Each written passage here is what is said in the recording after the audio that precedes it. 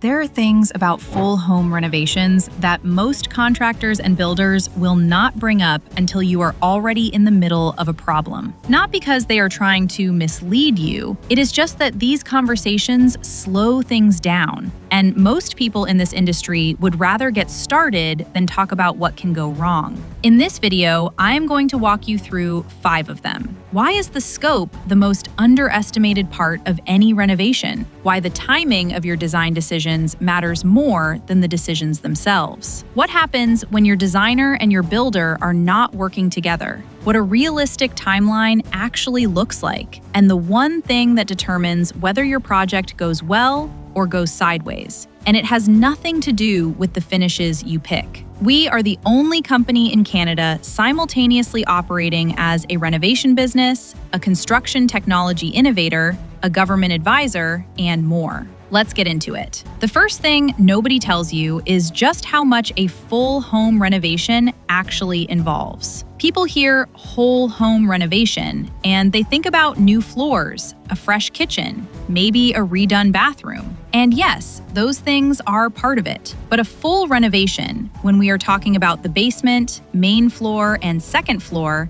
that is not just a series of room upgrades happening one after another. When you touch multiple levels of a home, things are connected. Plumbing runs through walls and floors that connect levels. Electrical panels get touched. HVAC gets reconfigured.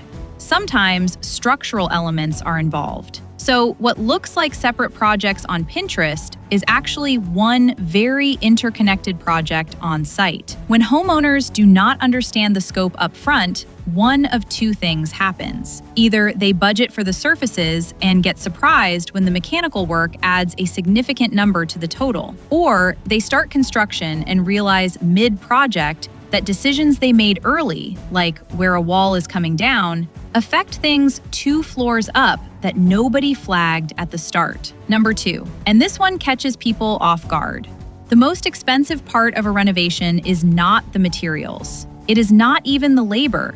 It is changes made after construction has started. Here is the thing about renovation projects. Every decision you make during design, your floor plan, your layout, your fixture placements, your material choices, every one of those decisions is essentially free to change on paper.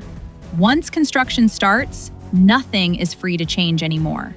If you are 3 weeks into a kitchen renovation and you decide you actually want the island in a different spot, that could mean moving plumbing, electrical, and redoing work that was already done.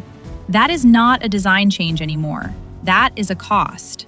The right approach is to make every decision before construction begins.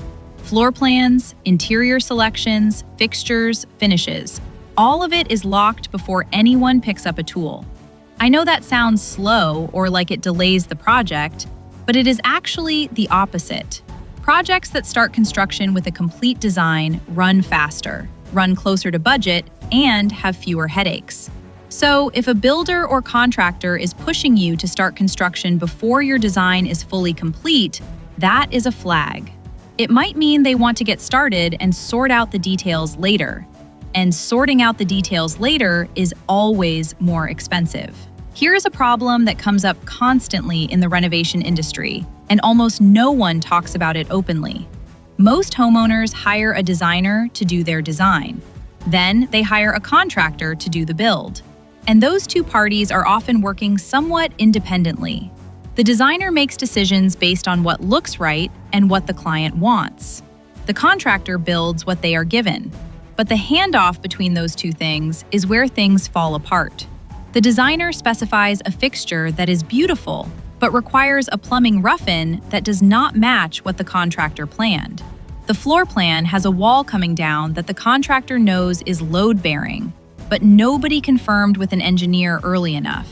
The material selections are finalized after framing is already done, and now something does not fit the way it was drawn.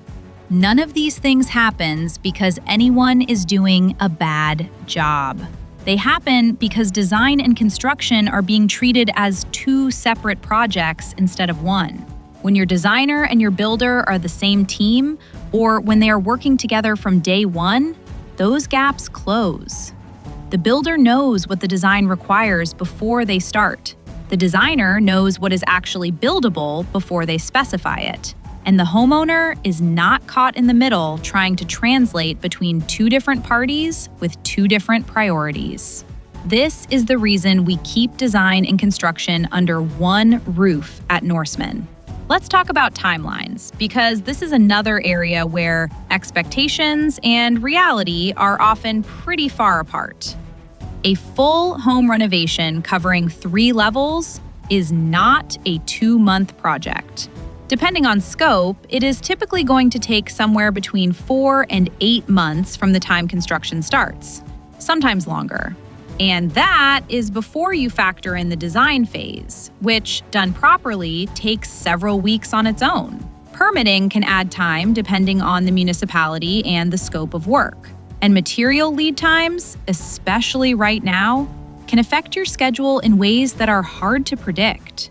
If you are living in the home during construction, you need a plan for that. Which spaces are usable, which are not, and how that changes week to week. If you are moving out, you need to factor that cost into your overall budget. Short-term rental or staying with family, that is a real number. I am not saying this to discourage anyone. I am saying it because homeowners who go in with realistic expectations have a much better experience than those who expect it to be done by a certain date and are not prepared when it is not. I want to end on what I think is the most important point, and it is one that almost never comes up in the conversations homeowners have before they start a renovation. Everyone spends a lot of energy on the finishes, the tile, the countertops, the light fixtures. And those things matter, they do, but they are not what determines whether your renovation goes well or goes sideways. When you are evaluating builders, do not just look at the portfolio. Ask them how they handle the design process. Ask them what happens when something unexpected comes up on site, because it always does. Ask them how they communicate with clients throughout the project. The answers to those questions will tell you more about what your experience is going to be like than any before and after photo. Look for a builder who can talk about both the design and the construction side, who has a clear process and can explain it to you plainly, who gives you honest timelines and is not just telling you what you want to hear to get the project. And look for a team that has done projects at your scale before. A full 3-floor renovation is not the same as a kitchen remodel. Make sure whoever you are talking to has done it. So, to wrap this up, before you start a full home renovation, you need to be honest with yourself about the scope of what you are taking on. Get the design fully locked before construction starts. Make sure whoever is managing your project has a real process for keeping design and construction aligned. Build a realistic timeline and give yourself a buffer. And choose your team based on how they work, not just what their finished projects look like. If you do those things, you are already ahead of most people who start this process. If you are planning a full home renovation in Toronto and you want to understand what working with Norseman actually looks like, the link is in the description. We are happy to have that first conversation.